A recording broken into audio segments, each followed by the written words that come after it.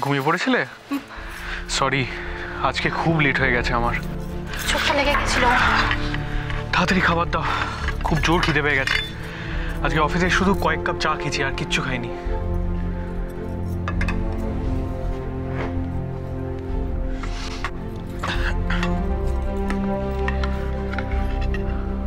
আচ্ছা, ছোট মা তো কোনো ঘুমিয়ে পড়েছে বলো?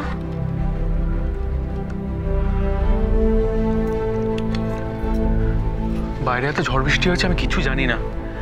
এত ব্যস্ত ছিলাম আজকে, এত কাজ, কি বলবো তোমাকে। আচ্ছা, জেঠুমনি অব্র তোমায় বলেনি আমার ফিরতে লেট হবে? আজকে অনেক দিন বাদে অফিসে এতটা টাইম স্পেন্ড করলাম জানো। সবাই বেরিয়ে গেছিল।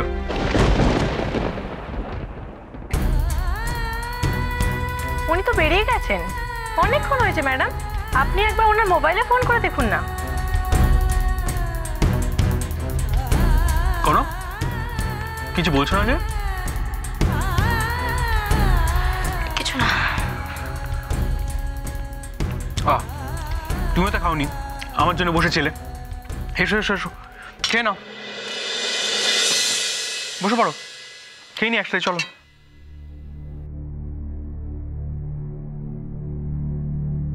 বসো।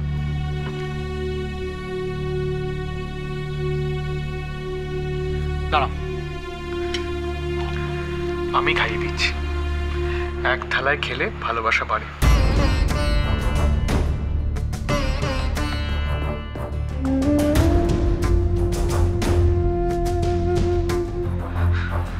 পরে খেয়ে নেবো আমি। আমার হাত থেকে খাবে না তুমি?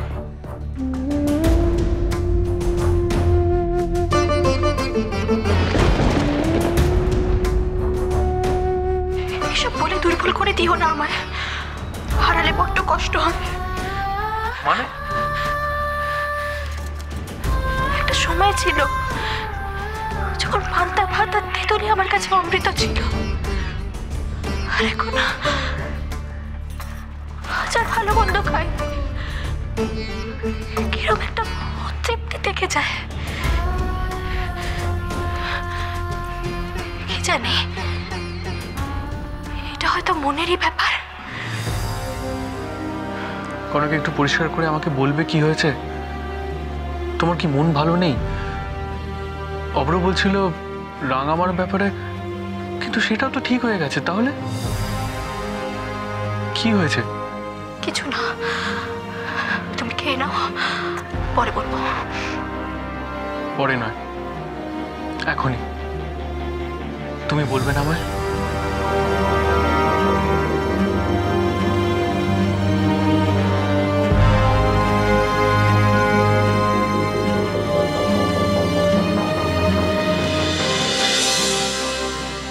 নতুন করে কি আর বলবো বলো?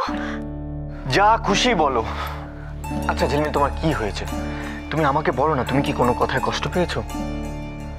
অব্র, আমি নিজের জন্য কষ্ট পাইনি, কিন্তু জানো তো কদিন ধরে সত্যি আমার খুব খারাপ লাগছে। আরে বাবা, সেটাই তো জানতে চাইছি যে কিসের জন্য, কি হয়েছে আমাকে বলো। তুমি কনকটার মুখ দেখেছো?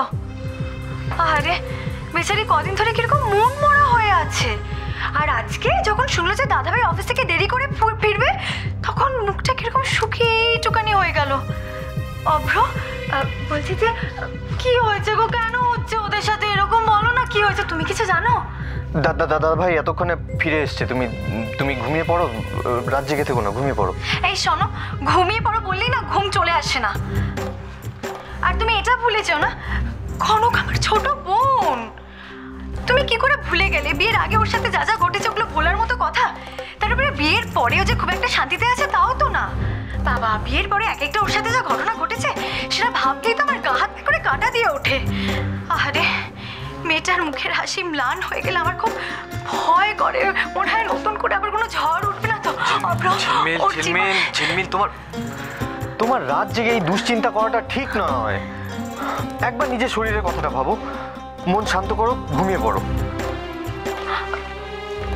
অভ্র, সত্যি আমার ঘুম আসছে না। আরে বেচারি কনকটা আজকাল এসেও কথা বলে না দুটো আমার সাথে। আর তার উপরে আজকে যা হলো তারপর তো। কি কি হলো আজকে? জানো তো অভ্র, আজকে দাদা ভাইয়ের আলমারি থেকে না একটা গোলাপ ফুল বেরোলো। আমার চোখের সামনেই তো, আমি নিজে দেখলাম। ইস, বেচারির মুখটা কিরকম হয়ে গেছিল সেটা দেখে তোমাকে আমি বলে বোঝাতে পারবো না। কি বলছো তুমি? গোলাপ ফুল দাদা ভাই আলমারি থেকে? হ্যাঁ অভ্র, সত্যি বলছি, গড প্রমিস, তোমাকে আমি ছুঁয়ে বলছি। জানো তো, ওকে আমি অনেক করে বোঝানোর চেষ্টা করলাম, ওকে কনভিন্সও করলাম, তোমাকে বল তোর মনের ভেতর কি আছে খুলে বল, মনটা হালকা হবে। কিন্তু না, ওর মুখ থেকে কথা বের করার কি আমার সাধ্য আছে? ওকে এরকম আনমোনা হয়ে তাকিয়ে থাকলো আমার দিকে, আর কি সব দার্শনিকদের মতো কথা বলা শুরু করলো। অভ্র, অভ্র শোনো না, ব্যাপারটা না আমার খুব একটা সুবিধে ঠেকছে না গো। ওর কপালে কি শুধুই দুঃখ।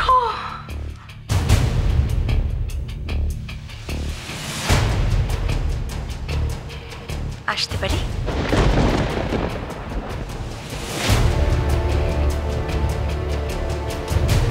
হাই অভ্র, কেমন আছো?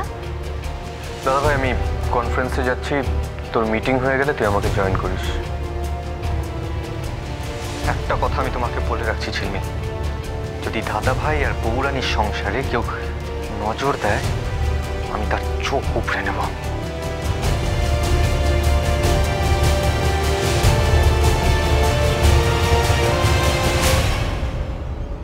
বাপরে, বলে কি চোখ উপড়ে নেবে?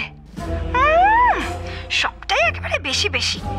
ভাবলাম এসব কথা পেরে চারটি খবর জোগাড় করব, তা না, একেবারে হুমকি দিয়ে চলে গেল। দূর।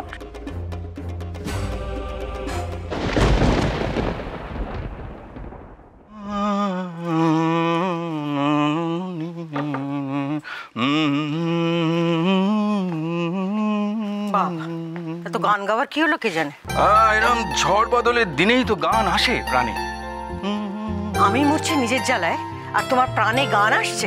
ওহ নির্মলা, তোমার এই চিন্তা ভাবনাগুলো একটু সরিয়ে রাখো না। দেখো না কি সুন্দর ঠান্ডা শান্ত রাত, এর মধ্যে শান্ত না চাই, বাইরে থেকে যতই শান্ত লাগুক না কেন, ভেতরে ভেতরে একটা অশান্তির আঁচ আমি পাচ্ছি। আর সেটা তুমি পাচ্ছ না কেন কে জানে? কারণ কারোর কথায় আমি গালে হাত দিয়ে ভাবতে বসি না, বা অশান্তি খুঁজে বার করা দায়িত্ব নিই না আমি, সেই জন্যে। ও, আমি অন্যের কথা শুনি, অন্যের কথাকে গুরুত্ব দিই, তাই তোমার আপত্তি না? তা কি করব? ছোটর মতন সবার কথা শুনে সবাইকে দাবড়ে চুপ করেই রাখবো, তাহলে তুমি খুশি তো? ও নির্মলা, কথায় কথায় ইন্দিরার সঙ্গে তোমার তুলনা টেনো না তো। যেটা তুমি নাও সেটা হতে চেষ্টা করলে কাজের চেয়ে অকাজ হবে বেশি। তা কি করতে বলছো আমাকে? সব কিছু দেখে শুনে আমি চোখ বন্ধ করে থাকবো? সংসার অসার, এ কথা জানো তো। তাই সব কিছুতে নিজের মাথা গলিয়ে মনকে কলুষিত না করে একটু উপেক্ষা করতে শেখো না। চেষ্টা তো করেছিলাম, কি হলো? কনককে তো মায়ের জলখাবারের দায়িত্ব আমি দিয়েছিলাম, কি করলো? বেমালুম জল দিতে ভুলে গেল। এরপর মায়ের যদি কিছু হয়ে যেত আমাকে ছাড়তে? কি হলো? কোথায় যাচ্ছ তুমি? তুমি ঘুমো, একটু ঘুমো, আমি আসছি। আরে আমি যেটা বলছিলাম সেটা শুনবে তো? আজ আমি আর কোনো কথা বাড়াবো না। Good night.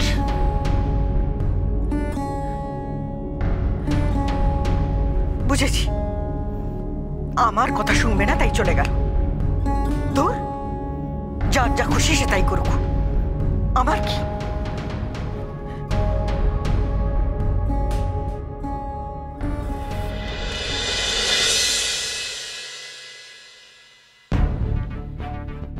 তুমি কনকটার মুখ দেখেছো?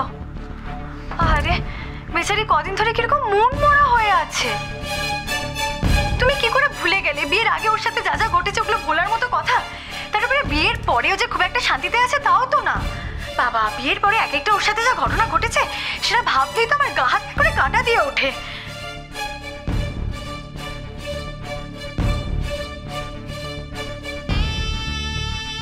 আজকে দাদা ভাইয়ের আলমারি থেকে না একটা গোলাপ ফুল বেরোলো। আমার চোখের সামনেই তো, আমি নিজে দেখলাম। ইস, বেচারির মুখটা কিরকম হয়ে গেছিল সেটা দেখে তোমাকে আমি বলে বোঝাতে পারবো না।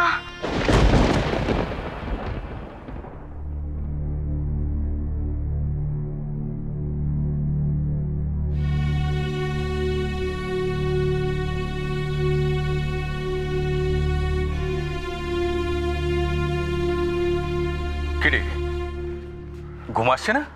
বাবা তুমি এত রাতে এখানে? এই দেখো, একই প্রশ্ন তো আমি তোকে করলাম। সারাদিন অফিস করে এসে এখন তো কুম্ভকর্ণের মতো ঘুমানোর কথা তোর, হঠাৎ কি হলো আজ? আমি যে একা অফিস করেছি তা তো নয়, তুমি তো বরঞ্চ আমার থেকে বেশি মিটিং অ্যাটেন্ড করেছো। তাহলে তুমি এত রাত জেগে এখানে কেন?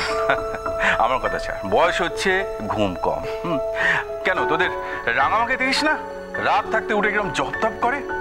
আমিও সেই পথে চলেছি আর কি। দেখে আমার কথা ছাড়, তোর কারণটা বল। এরকম পেঁচার মতো রাত জেগে বসে আছিস কেন? বাবা আমার বয়সটা কম হলেও চিন্তাটা অনেকটা বেশি, সেই জন্যই চোখে ঘুম নেই। আরে বাবা বাবা বাবা হাসতে, যদি সবাই দেখে আমরা রাত জেগে এখানে হাসছি, শিওর শট আমাদেরকে কিন্তু পাগল ভাববে। তা বটে, তা বটে।